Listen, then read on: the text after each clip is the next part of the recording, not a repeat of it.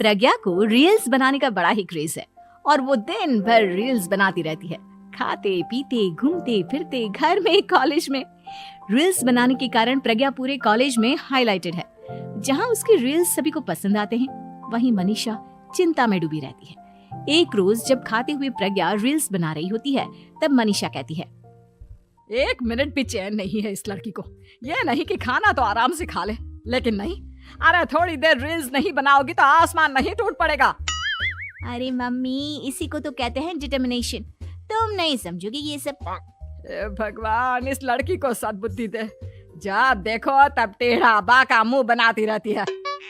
मनीषा की बात का प्रज्ञा पर जरा भी असर नहीं होता और वो खाते खाते रील्स बनाती रहती है। दिन बीतने लगते हैं और देखते देखते प्रज्ञा का कॉलेज भी खत्म हो जाता है। आए दिन कोई ना कोई मनीषा को प्रज्ञा की शादी करवाने का सुझाव दे जाता है। सब ठीक ही कहते हैं, प्रज्ञा की शादी कर देनी चाहिए। अपने घर के काम काज में व्यस्त हो जाएगी तो खुद ही ये रील्स और नाच गाना बंद हो जाएगा।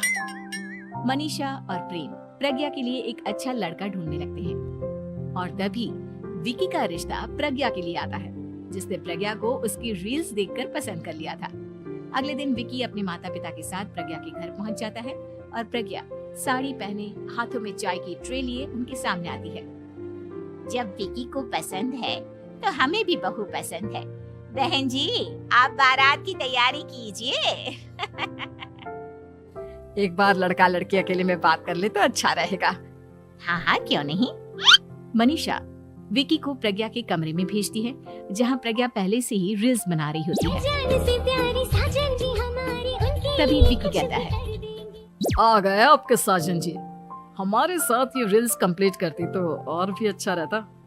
अच्छा जी, अब आ ही गए हैं तो बना ही लेती हूँ आपके साथ।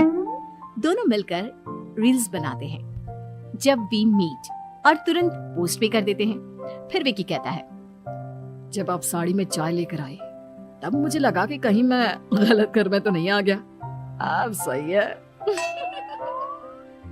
दोनों की शादी पक्की हो जाती है और शादी के दिन भी प्रज्ञा रील्स बनाने से चूकती नहीं, यहाँ तक कि बारात के समय भी नाचते हुए रील्स बनाती है। सभी लोग प्रज्ञा की तारीफ के पुल बांध देते हैं और प्रज्ञा नाचती गाती अपने ससुराल चली जाती है। सब कुछ अच्छा चल रहा होता है। प्रज्ञा यहाँ भी दिन भर हर चीज की रील्स बनाती रहती है। लेकिन कुछ दिनों के बाद जब सुनीता कहती है, बहू, ये रील्स के साथ साथ कुछ काम भी कर लिया करो।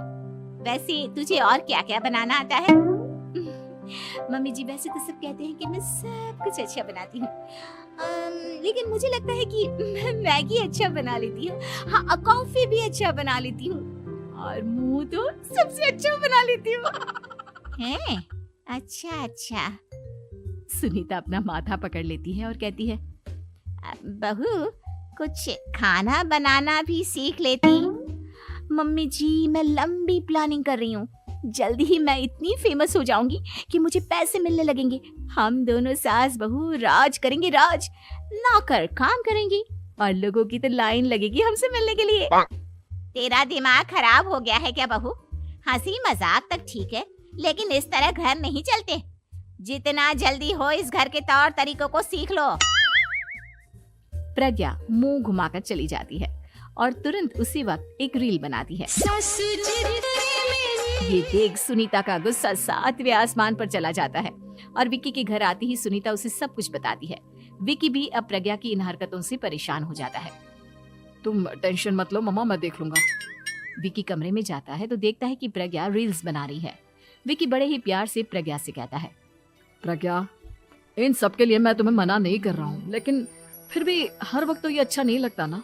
समझने की कोशिश करो, मुझे भी तुम्हारा थोड़ा वक्त चाहिए। मैं जब ऑफिस से आता हूँ तो मुझे समय देने की जगह इसी में लगे रहते हो। तुम ज्यादा ही सोच रहे हो। तुम भी मेरे साथ रील्स बनाओ ना, तुम्हें भी बहुत अच्छा लगेगा।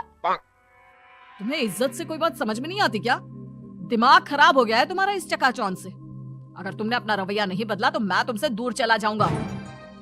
तुम ही रिश्ता लेकर आए थे, मुझे लड़कों की कमी नहीं थी और ना आज है। विकी दरवाजा पटककर चला जाता है। धीरे धीरे विकी प्रज्ञा से दूर होता जाता है। एक रोज मनीषा प्रज्ञा के ससुराल उससे मिलने जाती है। तब सुनीता उससे कहती है, बहन जी, अब आई हैं तो कुछ दिन यहाँ रहकर जाइएगा, आप ही का घर है। हाँ मम्मी, बहुत दिन हो गए तुम्हारे साथ एक भी रील नहीं बनाई मैंने। प्रज्ञा तुरंत अपने फोन में रील्स ऑन कर लेती है। ये सब मुझसे नहीं होगा। तेरा ये भूत अभी तक नहीं उतरा क्या? बहन जी, आप कुछ कहती नहीं क्या इसे? जब आप ही कुछ नहीं कर पाई तो मैं कर ही क्या सकती हूँ। सास तो वैसी ही बदनाम है। शाम को घर की लाइट चली जाती है और मनीषा प्रज्ञा से कहती है, मेरे घुटनों में बहुत दर्द हो रहा है, तू लाइट का कुछ इंतजाम करना बेटा। अच्छा कैंडल जला देती हूँ मम्मा।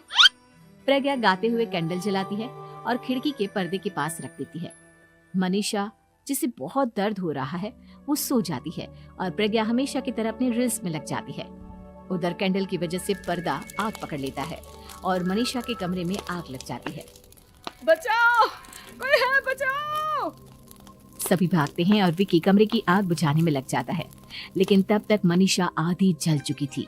मनीषा की हालत देख प्रज्ञा रोने लगती है। विकी मनीषा को तुरंत हॉस्पिटल ले जाता है और उसे एडमिट कराता है।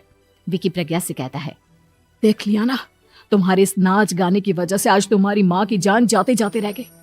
अब पता नहीं तुम और क्या चाहती हो। उधर डॉक्टर कहते हैं, इनकी हालत बहुत नाजुक है, आधे से ज्यादा जल चुकी है।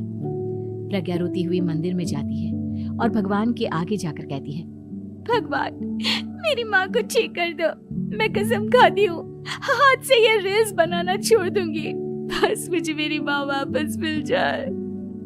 2 दिन बीत जाते हैं और मनीषा खतरे से बाहर आ जाती है। पेशेंट अब ठीक है, आप लोग उनसे मिल सकते हो। सब कोई मनीषा से मिलता है और प्रज्ञा सबके सामने अपना फोन तोड़ देती है। मुझे माफ कर दो मम्मा, मैंने तुम लोगों की बातों को नजरअंदाज किया। बेटा, कोई भी चीज जरूरत से ज्यादा खराब है। मैंने तुम्हें रील्स बनाने से कभी मना नहीं किया, लेकिन हर वक्त एक ही चीज तो सही नहीं है। मैं समझ गई हूँ मम्मा, आई एम सॉरी। प्रज्ञा उस दिन से रील्स बनाना छोड़ देती है और पूरी तरह से अपने घर में लग जाती है।